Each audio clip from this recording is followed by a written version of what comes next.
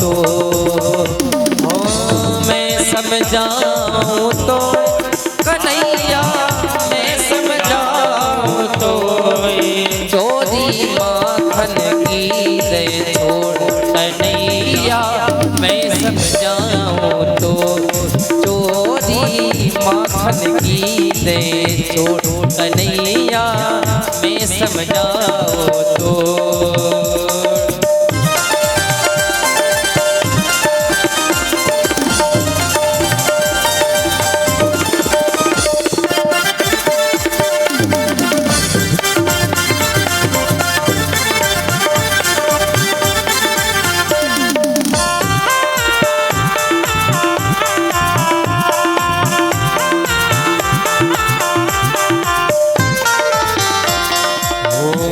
लग गौए नंद बाबा की नित्य नौ माखन हो, लग गौए नंद बाबा की नित्य नौ माखन हो। और बड़ो नाम है नंद बाबा को, बड़ो नाम है नंद बाबा को, हंसी हमारी हो चोरी माखन की दे छोड़ कन्हैया, मैं समझाऊं तो, चोरी माखन की दे छोड़ कन्हैया, मैं समझाऊं तो कन्हैया, मैं समझाऊं तो कन्हैया, मैं समझाऊं तो। बोलिए बाल कृष्ण भगवान की जय हो। भगवत प्रेमियों, मैया ने खूब डांट फटकार लगाई। 9 लख गौएं नंद बाबा के नितनौ माखन होए। लेकिन कौन आया था? बोले शिकायत करने के लिए गोपियां आई थीं। कन्हैया और नाराज हो गए। मन में विचार किया, गोपियों तुम हमारी शिकायत कर लो, हम तुम्हें देखेंगे। अब तो जब गोपिकाएं दधी लेकर के जाती हैं तो रास्ते में भी कंकड़ मार करके मटकी को फोड़ देते हैं। सुबह शाम बछड़ों को छोड़ देते हैं, गाय का दूध पी लेते हैं। गोपिकाएं यमुना जल लेने के लिए जाती हैं तो जल की मटकी को भी तोड़ देते हैं। गोपिकाओं ने मन में विचार किया, यह छोरा नहीं मानेगा नंद का। तो भगवत प्रेमियों, जब घर पर गोपिकाएं मक्खन रखती हैं तो मक्खन रखते समय एक दरवाजे में तो बहू लेटी है और एक दरवाजे में भगवत प्रेमियों सासू माँ लेटी हैं कि आएगा किधर से, और आएगा तो हम पकड़ लेंगे, और पकड़ लेंगे भगवत प्रेमियों तो उसे डांट लगाएंगे, फटकार लगाएंगे, पिटाई लगाएंगे। तो कन्हैया बड़े चालाक हैं, जाते नहीं हैं। बोले कब जाते हैं? तब जाते हैं जब तक इंतजार करते करते दोनों सो जाती हैं। और जैसे ही उन्हें नींद आई तो पहले कन्हैया जो चोटी है उसे खटिया की पाटी से बांध देते हैं। और जैसे ही बांधी उसके बाद में कन्हैया मक्खन खाते हैं।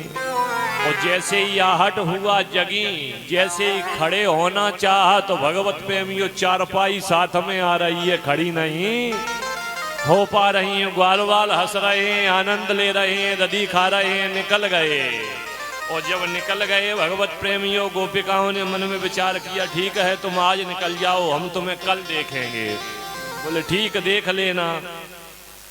तो एक गोपी बड़ी चालाक है, उसने मक्खन का मटका लिया, सीके से टांग दिया, उस मक्खन के मटके के ऊपर जल का पात्र रख दिया है और मटके में नीचे घंटी बांध दी है कि यदि ये आएगा तो मटके को पकड़ेगा तो घंटी बजेगी और ऊपर से पानी फैलेगा। और उसी मटकी के नीचे अपनी चारपाई बिछाई और गोपी लेट गई।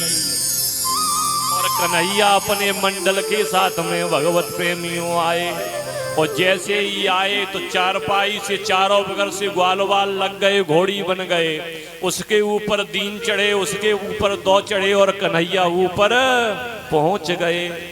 अब पानी भरा हुआ है, बड़ी गड़बड़ है। ग्वाल वालों से कहा चूल्हा देख कहीं रेख पड़ी है। रेख को लिया, जल में डाला, वहीं सोख गई। तो वर्णन मिलता है घंटी तब तक नहीं बजी कन्हैया मक्खन को निकाल करके ग्वाल वालों को खिलाते रहे। ग्वाल वाल खा खा करके अफर गए, मस्त हो गए। और वर्णन मिलता है जैसे ही कन्हैया ने एक ग्रास ग्रहण किया और घंटी बज गई। क्योंकि जब भगवान भोग लगाते हैं तो हम और आप मंदिर में घंटी बजाते हैं। तो जैसे ही मक्खन खाया घंटी बजी, गोपी जग गई, ग्वाल वाल भागे, कन्हैया पकड़े गए। कन्हैया जब पकड़े गए हाथ पकड़ लिया। कहाँ ले चलेगी गोपी? बोले आज शिकायत करेंगी, आज हमारे तुम हाथ में आए हो। अरे गोपी मान जा, छोड़ दे। नहीं मानेंगे। गोपी लेकर के चली, बहू है, घूंघट मार करके चल रही है, हाथ पकड़े है। कुछ दूर चले, कन्हैया ने कहा गोपी गोपी इस हाथ में दर्द हो रहा है, इस हाथ को पकड़ ले। तो जैसे ही भगवत प्रेमियों कन्हैया ने कहा तो गोपी ने कहा ठीक। घूंघट मारे थी बेचारी को, उसे क्या मालूम कि हमारे साथ में क्या होने वाला है। तो कन्हैया ने हाथ पकड़ दूसरा पकड़ा दिया और कन्हैया वहां से भाग गए।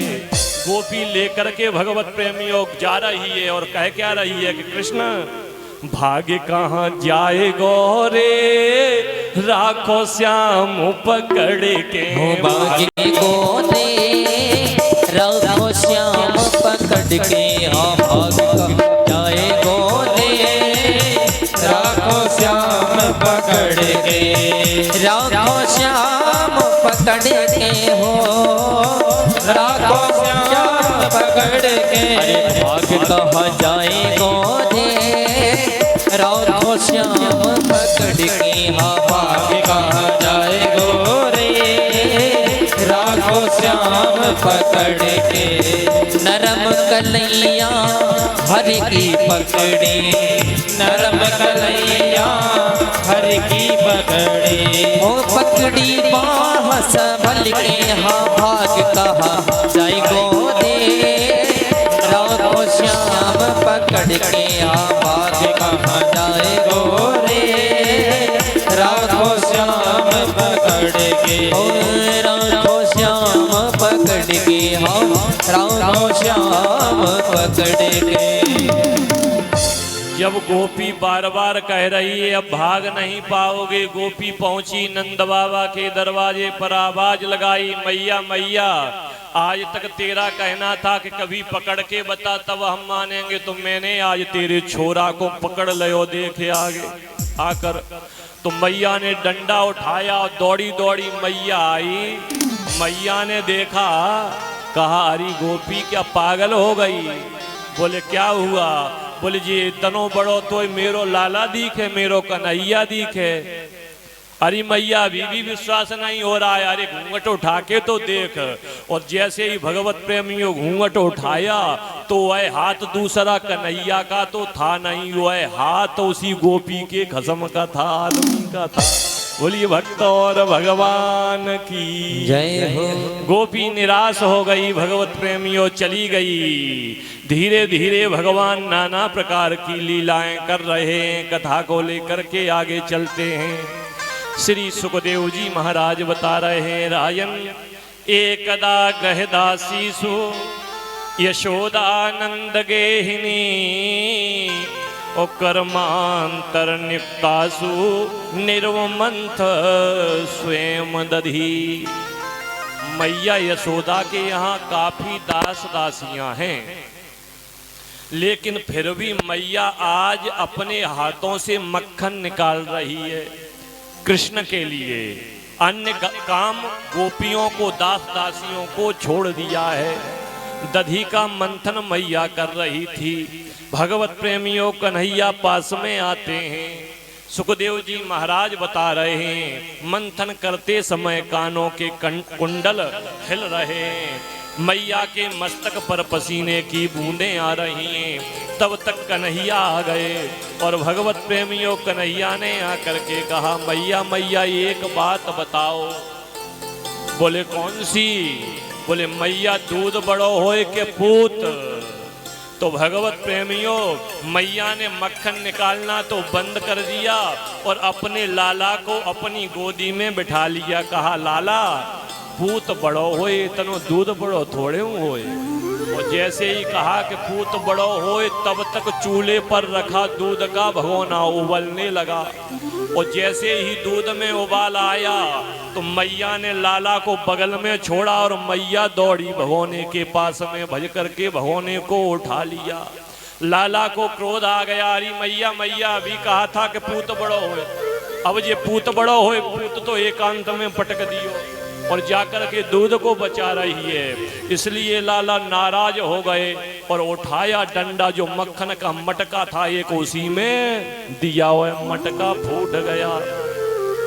जैसे ही मटका फूटा मैया यशोदा को क्रोध आया, अरीदारी के ब्रज की गारी है, अरीदारी के तेने तो हमारी अजिया सासू के जमाने की जो मटकिया थी उसे ही फोड़ दिया, आज हम तुझे नहीं छोड़ेंगे। मैया पकड़ने के लिए दौड़ी, लाला आगे आगे भाग रहे हैं, मैया पीछे पीछे भाग रही है। मैया के हाथ में कन्हैया नहीं आए, मैया भागते भागते थक गई। तब प्रभु ने विचार किया कि अब हाथ में आ जाना चाहिए, मेरी मैया बहुत थकित हो गई।